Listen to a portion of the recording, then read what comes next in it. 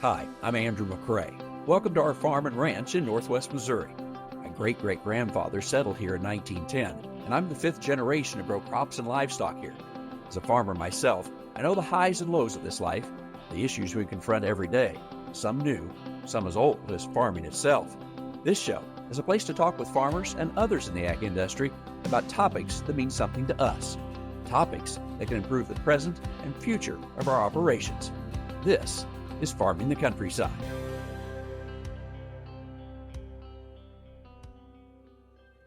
Mark, many of us, of course, know Harry Truman. We may not know his full story. We're going to get to the 1948 election here in a moment. But give me a little bit of his upbringing. You mentioned that his longest job in his life was a farmer, correct? Yeah, he was a farmer from 1906 to 1917. He really didn't want to do that, but he was helping the family out. He was actually working in banks downtown in Kansas City after he graduated high school in 1901 here in Independence. But yeah, 1906 he goes off and is brought back to the family farm in Grandview, Missouri, until he leaves for World War I in 1917. The only president to serve in combat in World War I. Comes back, sets up his own business, haberdashery with his friend Eddie Jacobson. And then that goes bust, and then he goes into politics after that, starting out in Jackson County politics, eventually the U.S. Senate, and then on to vice president and president. He's in politics, and Franklin Roosevelt's, of course, president. He doesn't become vice president, though, until the fourth term. What happens to switch vice presidents all of a sudden? Right, that was more FDR than Harry Truman. I don't think FDR really knew much about Harry Truman, but really FDR was trying to distance himself from his vice president, Henry Wallace, who was moving further and further to the left. FDR wanted somebody who was a bit more conservative, more from the Midwest. Harry Truman became what they called the Missouri Compromise in the 1944 convention. Bit of arm twisting. Harry Truman didn't really want the job, but when he was called on by Franklin Roosevelt to do it, he ran with him, and they succeeded in the 44 election. There's a lot made that he was vice president, but perhaps didn't know a lot about what was going on in the presidency, right? That's very true. He was only vice president for 82 days because the inauguration is January and FDR dies in April. But in those 82 days, he really only meets privately with FDR twice. FDR goes to the Yalta Conference in February. Harry Truman, as vice president, is not invited to go. So he's really out of the loop. Things like the Manhattan Project, the development of the atomic bomb. Even as vice president, Truman really doesn't know much of those details or about that project. So he is out of the loop. I think that most of us, just as amateur historians, we know Truman and, okay, we finish up World War II and then we don't know much of what happened. So fill me in, because it's a while from 45 to 48, and do things then kind of turn against him, so to speak? Certainly domestically. I think foreign policy, it's a little different. So I'll start there. Certainly in foreign policy, with things like the Truman Doctrine in the 1947 and Marshall Plan in 1948, and kind of the split between the U.S. and the Soviet Union. They were allies. Truman meets Stalin at the Potsdam Conference. But shortly into 1946, Winston Churchill comes to Missouri, does his Iron Curtain speech in Fulton, Missouri in March of 1946. The Cold War has started, and so that's his attention on the foreign policy stage. And he's mostly gets lots of plaudits for that, but domestically it's far more difficult for him.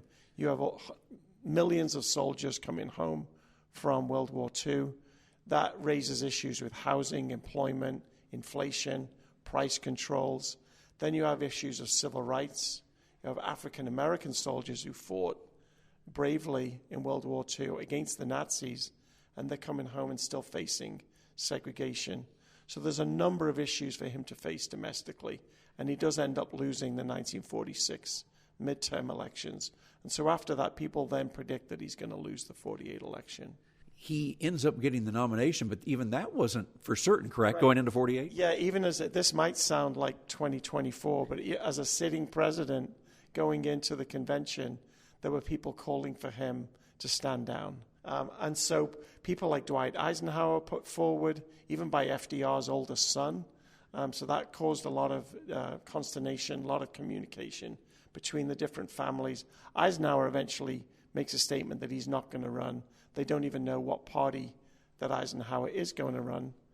We're going to find that out 4 years later in 1952. There's also other candidates they put forward, but Truman is pretty determined he's going to run, and he's pretty determined he's going to win.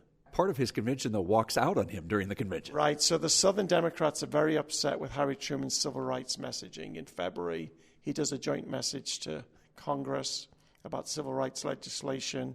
As that goes on into March and April and getting closer and closer to the convention, the Democrats pass a civil rights plank in the convention. Southern Democrats, led by Strom Thurmond, walk out of the convention. So he's losing all of these Southern delegates. So people are thinking, oh my gosh, he's certainly going to lose when we get to November. So that's the backdrop then of Dewey versus Truman. So when we start 48 or early in 48, the prospects aren't good then. They're not good. People are really predicting him to lose. Newsweek does a poll of 50 pollsters.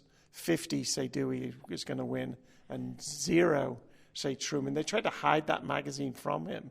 He's on the Ferdinand Magellan, the campaign train, and he kind of sees his aide get off the train, go to the newsstand and buy it, and he kind of waves him over and says, let me take a look at that. And he starts actually to predict the Electoral College votes, writes them on a napkin that predicts his own victory, and he was pretty close to being absolutely correct. So he obviously knew a lot more than these pollsters, for sure. What begins to change things? Because people, and probably correctly, were polling that he was way behind. So how does he begin to close the gap? I think it's his campaign. I think the Whistle Stop campaign that everyone remembers travels 29,000 miles, more than 300 speeches. And that momentum that he builds with these speeches really grows through September and October. And then even early November, he's still campaigning right up to Election Day. So there's a momentum there. His strategy of really attacking Congress, the 80th Congress, which is a Republican Congress, more than Thomas Dewey. He doesn't completely ignore Dewey, but he really attacks the 80th Congress wherever he goes. He tailors his message for his audience. So wherever he is, if it's an industrial city, he talks of issues relating to labor. If it's in a farm community, he talks about issues relating to farming and agriculture. And wherever he is, he tailors that message. And really that momentum grows as the campaign goes on. You told me about how a day might work on that train. Talk through that, because lots of speeches. It's really fascinating because he didn't just stop at the big cities, and Thomas Dewey tended to do that. He stopped at every town along the way. In fact, the phrase whistle stop comes from the Republicans. They criticized him stopping at these small towns, and they said, why is he stopping at these whistle stops? And that all got the mayors of all of these smaller towns kind of irate and upset that they were why shouldn't the president stop here? So he stopped at a lot of places along the way. In the larger communities, though, he would not just do his speech on the back of the train that we're all very familiar with. He would get off, he'd do a parade around the town, maybe in an open-top car. He'd go to an auditorium or a sports stadium and then do a larger rally in the evening. Often he would have his wife and daughter with him, and the public loved that. They got to see the First Lady, they got to see the First Daughter. She was born in 1924, so in 1948, she's 24 years of age, pretty well known, her adulthood in the White House. She was still single at that time. She was to be married shortly after the presidency ended, and she was married in the late 50s. So that family element, I think, helped a lot too. Bess and Margaret didn't say a whole lot. They didn't make long speeches or anything, but they were introduced to huge cheers and crowds, kind of came out to see the whole family. The Whistle Stop Tour, any certain groups that he's trying to cater to? He hits a lot of points in a lot of states. Yeah, he certainly goes after the farm community. He really campaigns a lot in the farm states and surprises people by winning some of those states. He certainly goes after the labor vote. He certainly goes after the African-American vote. He's the first president to do a campaign speech in Harlem, for example. And he even has a whole women's division set up to campaign towards women, and he talks a lot about how the Republicans are keeping these relaxing price controls that they had in World War II, and that's causing prices to go up on domestic goods. So lots of different groups, but labor, women, farming communities are really some of the ones he goes after the most. This 48 election is known because the pollsters get it wrong. So as we look back, what was going on? Why did they get it wrong? Well, part of the reason is they stopped polling in the last 2 weeks. And if we look at late really mid-October, the polls are tightening. They're closing the gap. But he's been so far behind for so long that just people don't think he can win. I think if they'd get polling, I don't know if they would have showed him ahead, but they certainly would have shown a race that was tightening. A lot of political scientists say that a lot of the farm vote that we mentioned, they really flipped in the last week or 10 days because bumper prices were being restricted. They had these restrictions on the storage bins for grain, and they had a really bumper crop that year, and they were losing money. And Truman had actually predicted this in July and reminded every time he went to a farm community about how the Republicans were restricting the storage of grain. And so that really became an issue, mainly only in the farm communities, but it paid off. So I think the civil rights issue became a big issue. And then the one that kind of goes under the radar is his foreign policy that year. By the time we get to the election in November, Stalin has blockaded Berlin in the summer of 1948. By the time we get to September, October, November, the Berlin airlift is actually going really well, and it looks like the 2 million people in Berlin are going to be saved, whereas back in the summer, that was really a dangerous thing. It could have gone to World War III, and people were approving of his strong stance towards Stalin and against communism. And it really stopped this kind of attack that he might have been too soft on communism. So that's another outlying factor that we don't really discuss much, because usually we focus on the domestic issues. If you're a presidential candidate, I guess you're confident you're going to win. But what do we know about the people around him? I don't think that they were all that confident. Absolutely. There's really one person that he highlights that was supportive of him and thought he was going to win. I'll talk about him in a moment. The person that surprises everybody when they read the books and do the history is his own wife, First Lady Bess Wallace Truman, did not think he was going to win. My favorite anecdote from that, and is featured in our exhibit here, his campaign chair for Women's Affairs, India Edwards, was invited to have breakfast with him on the train on the Ferdinand Magellan with Bess Truman. So the three of them are sitting at the breakfast table. And this was pretty unusual that Truman would do this, but I think he was doing it to make a point to his wife. So he's on dangerous territory. But he says to India Edwards, only two people think I'm going to win this election, and they're both sitting at this breakfast table, and one of them is not my wife. So he really kind of takes a jab. And India kind of takes that nicely. She gets along great with Bess, but she did really think he was going to win. She was in charge of the women's division, as I said, and she would get off the trains during his campaign speeches, go around the crowds and see the reaction and the enthusiasm, which I think the media missed, because they stayed on the train, wrote up their reports, wired them to their news officers, and didn't really get in touch with the public who was standing outside listening to these fiery speeches by President Truman. We haven't talked much about Dewey. Who was Dewey? So Dewey was the governor of New York, and he actually had a really strong reputation. He had cracked down on crime and the mob bosses in New York and been a successful prosecutor. So he was really a shoo-in. He had run against FDR in 1944. He had a couple of opponents. He actually did a live radio debate against one of his primary opponents in Oregon, mainly about communism. But Dewey wiped the floor with that. He was a prosecutor. He could debate very well and argue very well. I think he probably should have offered a debate with Harry Truman, because that would have been really fascinating. They did not have that. We didn't really do that in those days. We didn't have presidential debates. Like I said, there was a primary debate with Harold Stassen, but he was overly cautious. So when it came to his campaign, he was kind of scared of his own shadow a little bit and trying not to misstep. He'd received some criticism for attacking FDR in the 1944 campaign, so I think that was part of it.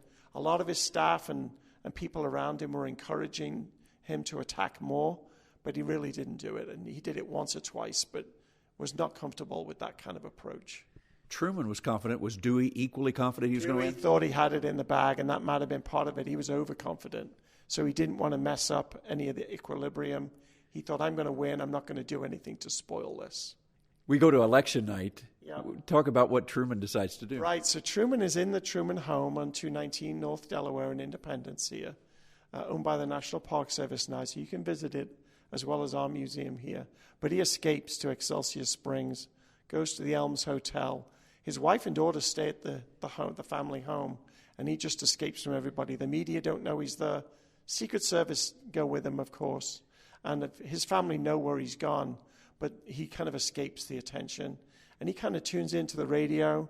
But his story is he had a glass of milk, had some cookies, and took a nap, went to sleep. Secret Service are waking him up. Hey, the voting is going more your direction.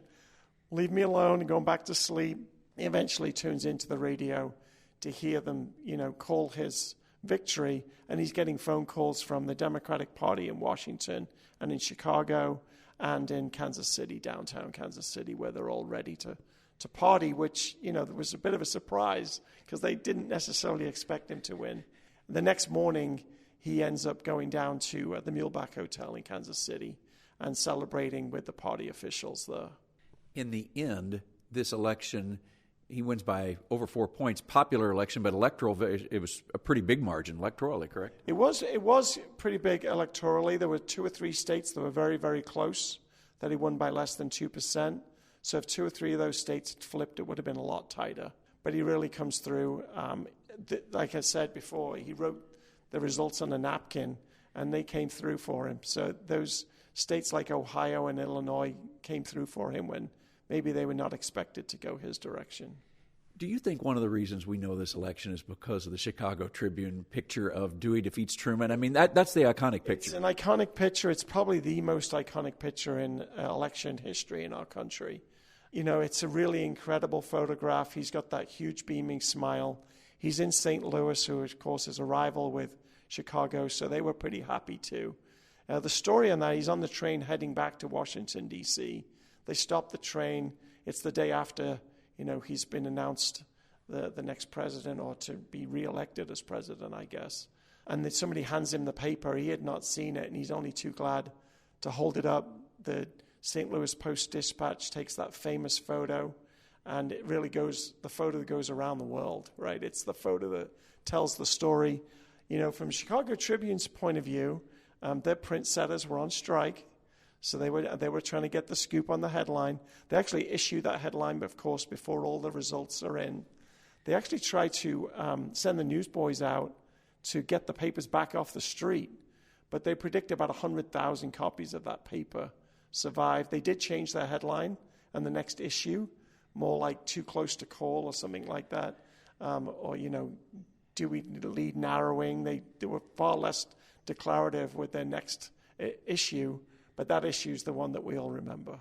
Other papers, though, had done similar things. Other magazines, other papers. There were some national magazines that, did stories on what the Dewey Cabinet was going to look like. And even before the election day, they were, here's the Dewey Cabinet, front cover of Life magazine and other papers, Newsweek and others that were predicting a Dewey victory. Even a German magazine had Dewey declared as a victor.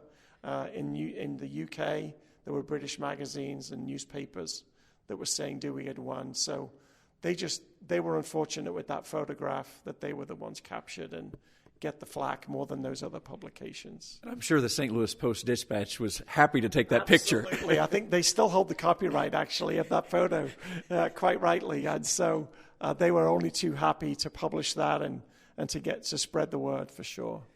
What did Dewey have to say at the end of this? Dewey was a gracious loser, if we can call him that, defeated candidate. He called Harry Truman, conceded the election, made a TV appearance where he concedes to the nation. Privately, he was upset. He couldn't believe that he'd lost. He really thought he was going to win. Even with the early electoral college votes as they came in via the radio, it looked like he was winning those early returns. But as the night wore on into the next morning, really, 3-4 o'clock in the morning, it became clear that he had lost, and he conceded gracefully. As we look back now several decades, what did we take away from this election, whether it's how we poll, about how we look at races? What lessons do we learn? Yeah, I think we have to be wary of polls, right? I mean, certainly polling to the last day, but we have all different polling methods now. You see all of these polls every day, and it's really hard to read how accurate those are.